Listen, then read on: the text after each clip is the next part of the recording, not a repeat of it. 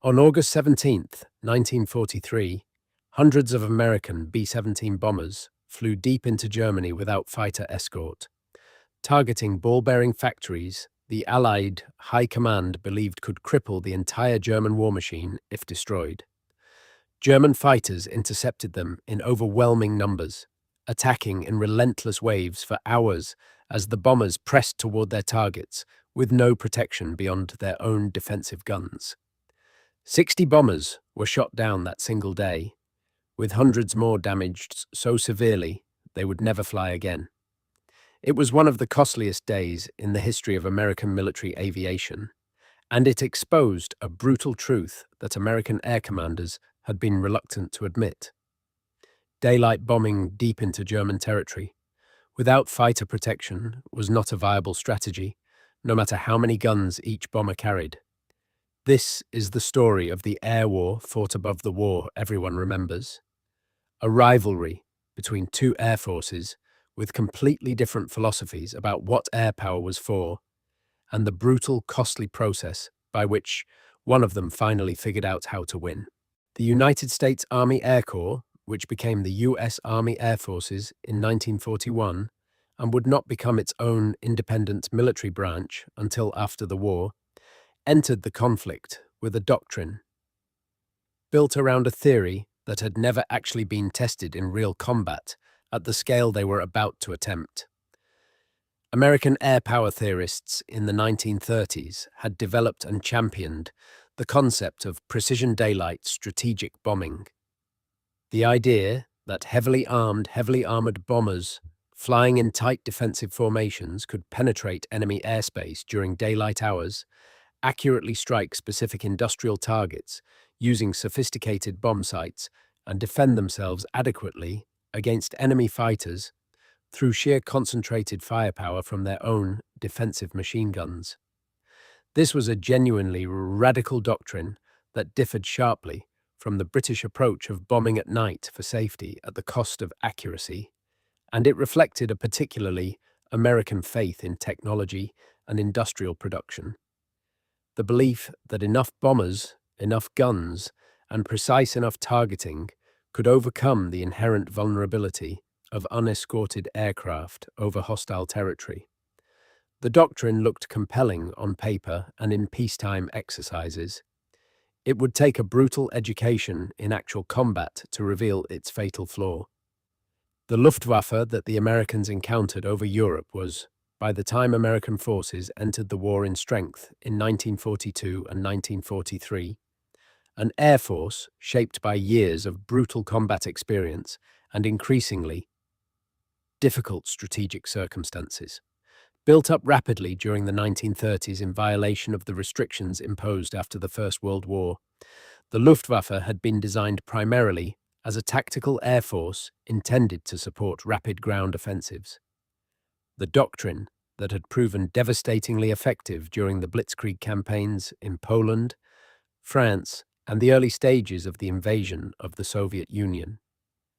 This tactical orientation meant the Luftwaffe had historically underinvested in the kind of long-range, strategic bombing capability that might have allowed it to seriously threaten British or American industrial production directly.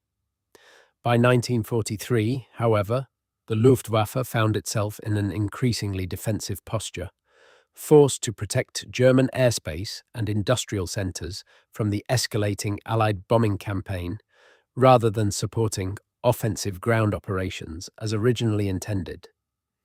German fighter pilots of this era were by any measure among the most skilled and experienced aviators of the entire war, many having accumulated combat experience across multiple fronts that gave them tactical advantages that raw numbers alone could not overcome. What the Luftwaffe lacked increasingly was the production capacity, the fuel supplies, and eventually the trained pilots needed to sustain that quality advantage as American industrial output and pilot training programs reached their full wartime scale. The skies over Europe in 1943 had become a uniquely brutal battlefield where the normal rules of ground warfare simply did not apply. There was no terrain to provide cover, no ability to dig in or retreat to defensible positions. Bomber crews flying toward German targets faced a gauntlet of anti-aircraft artillery, called flak, combined with coordinated fighter attacks that could come from any direction at speeds and altitudes that left crews with seconds to react.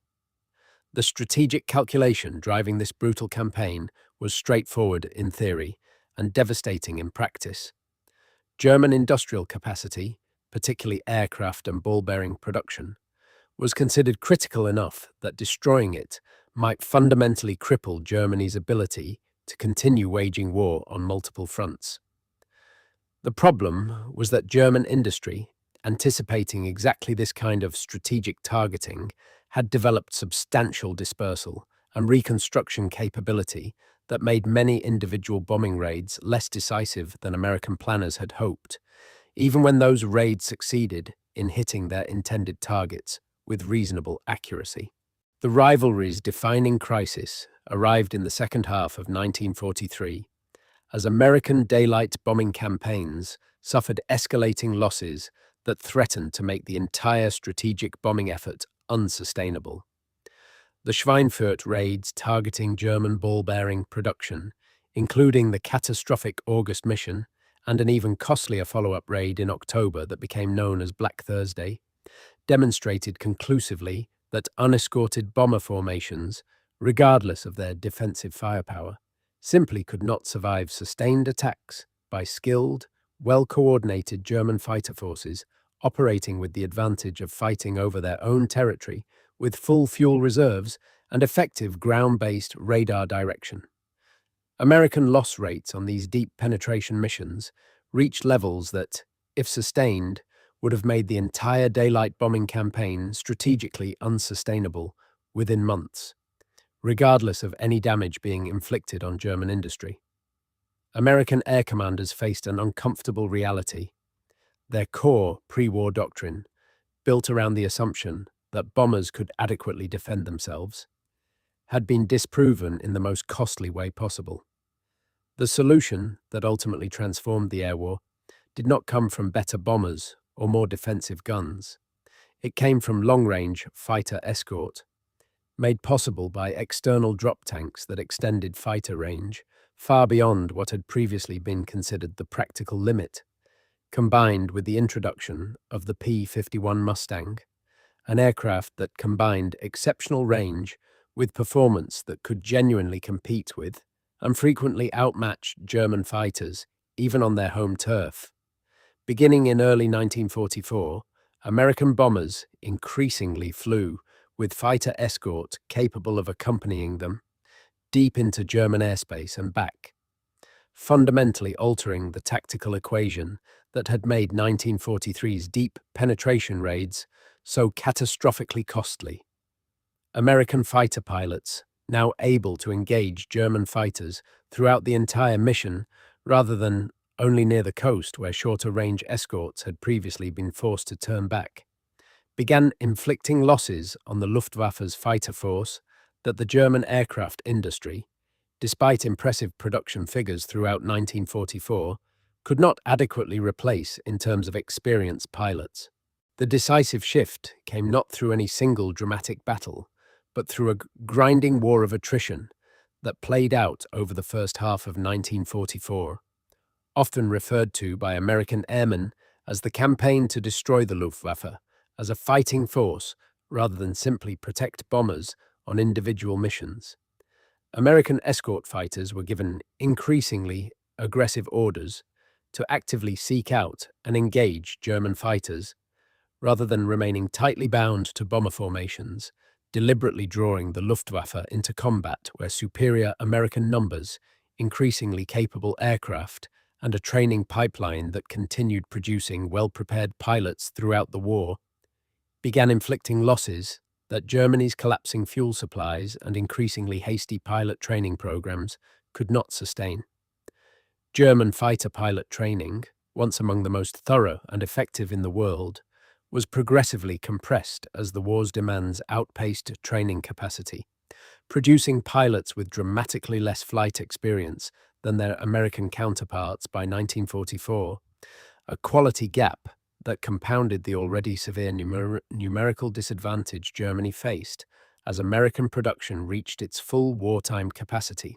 By the time of the Normandy invasion in June 1944, the Luftwaffe that had once dominated European skies had been reduced to a fraction of its earlier effectiveness, unable to mount serious resistance to Allied air operations supporting the largest amphibious invasion in history.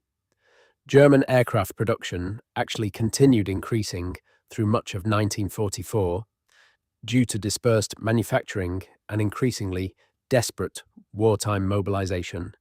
But this production figure masked a more fundamental collapse. Germany could build airframes faster than it could train pilots to fly them or produce the fuel needed to operate them effectively, a combination of resource constraints that no amount of manufacturing output could overcome. American strategic bombing, now operating with effective fighter escort throughout German airspace, increasingly targeted German fuel production directly, accelerating a crisis that left much of the late-war Luftwaffe grounded not from lack of aircraft, but from lack of the fuel needed to fly them. The aftermath of this rivalry reshaped military aviation doctrine for the rest of the 20th century. The hard lesson of 1943 that strategic bombers required dedicated long-range fighter escort to survive sustained operations against a capable enemy air force became a foundational principle of post-war American air doctrine, one that would influence aircraft design and air combat strategy through the Cold War and beyond. The Luftwaffe's collapse, driven by the compounding effects of pilot attrition, fuel shortages, and an enemy that had learned from its own costly mistakes, removed Germany's ability to contest Allied air superiority for the remainder of the war, a development that proved decisive in enabling the ground campaigns that ultimately brought the war in Europe to its conclusion in 1945.